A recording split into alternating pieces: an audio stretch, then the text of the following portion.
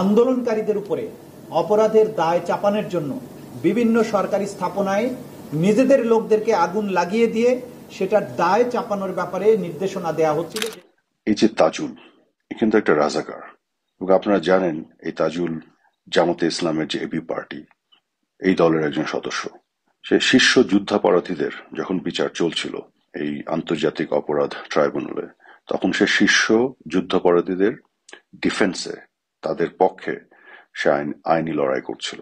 গোলাম আজম একটা ইতিহাস, এবং আজকে তার যারা রাজনৈতিক প্রতিপক্ষ তাদের সবচাইতে বড় সাফল্য হচ্ছে যে তারা বলতে পারছে যে মানবতা বিরোধী অপরাধের দায়ে তার সাজা হয়েছে। তাকে যে মামলায় সাজা দেওয়া হয়েছে সেই মামলাটি যে মিথ্যা ছিল, দুনিয়ার কাছে আমরা সেই মেসেজটি পৌঁছে দিতে চাই। অর্থাৎ বাংলাদেশে যে 1971 সালে মুক্তিযুদ্ধের সময় যে গণহত্যা হয়েছে, এই গণহত্যার যে সহযোগিতাকারী যারা ছিল, যুদ্ধাপরাধী রাজাকার গোষ্ঠী, তাদের পক্ষে সে অবস্থান নিয়েছিল। সেই আইনজীবী, সেই রাজাকার তাজুল আজকে এসে নাকি আওয়ামী লীগের বিচার করবে গণহত্যার জন্য, এবং তার কিন্তু বিভিন্ন সময় মিথ্যা বলার বিভিন্ন ধরনের অভ্যাস আছে। আপনারা জানেন এর আগে বাংলাদেশের সাথে ভারতের একটি চুক্তি নিয়ে সে মিথ্যা কথা বলেছিল, যেটা আমরা ধরিয়ে দিয়েছিলাম। সে বলেছিল যে বাংলাদেশের ভিতর দিয়ে ভারতে ট্রেন যাবে এবং সেই ট্রেনে নাকি গোলা বারুদ এবং সমরাস্ত্র সবকিছু নিয়ে যাওয়া হবে, এবং তার ফলে বাংলাদেশের স্বাধীনতা এবং সার্বভৌমত্ব ঝুঁকির মধ্যে পড়বে।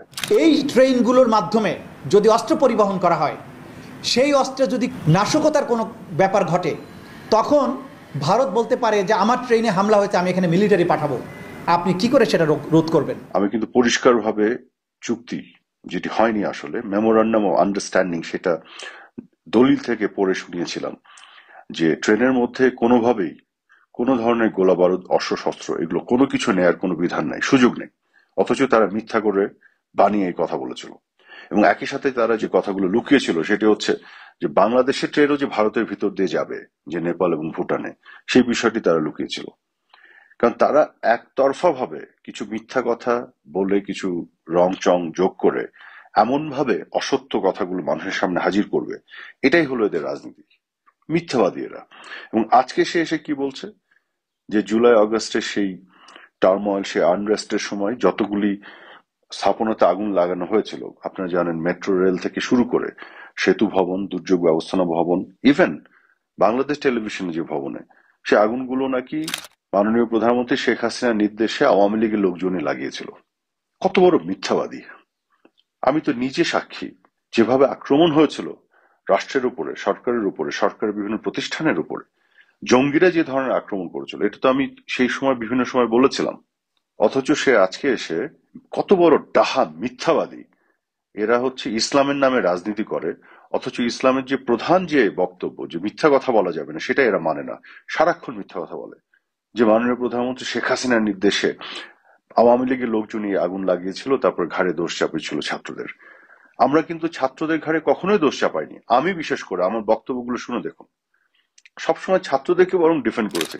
আমরা বলেছি ছাত্ররা এই কাজ করতে পারে না, এটা একটা তৃতীয় পক্ষ এই কাজ করছে, জঙ্গিরা এর মধ্যে ঢুকেছে, জামাতের মধ্যে ঢুকেছে, এবং এটা তো আজকে প্রমাণিত হয়ে গেছে।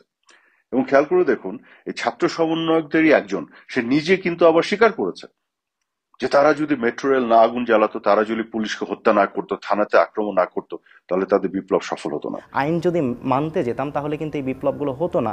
যদি মেট্রো রেলে আগুন না দেওয়া হতো, যদি পুলিশদেরকে না মারা হতো, তাহলে এই বিপ্লবটা এত সহজেই অর্জিত হতো না, কিংবা ফ্যাসিবাদের পতন নিশ্চিত করা যেত। আমাদের যে মেট্রো রেলে হামলা করেছিল, তোমরা কি একলারা করেছিলে?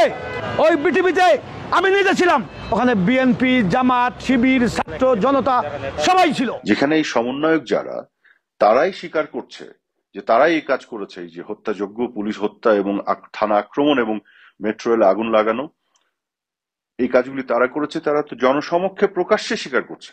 অথচ জামাতি রাজাকার এই তাজুল এসে বলছে যে এই কাজ নাকি আওয়ামী লীগ করেছিল শেখ হাসিনার নির্দেশে। কত বড় ডাহা মিথ্যাবাদী! এই মিথ্যাবাদীরা, এই রাজাকাররা, এই দেশ বিরোধী, বাংলাদেশ বিরোধী, পাকিস্তানি প্রেতাত্মারা, এরা আজকে বাংলাদেশে বিচার করবে? বাংলাদেশকে তো অর্ধেক পাকিস্তান বানিয়ে ছেড়ে দিয়েছে। বলে গোলাম আজমের বাংলায় আওয়ামী লীগের ঠাঁই নাই।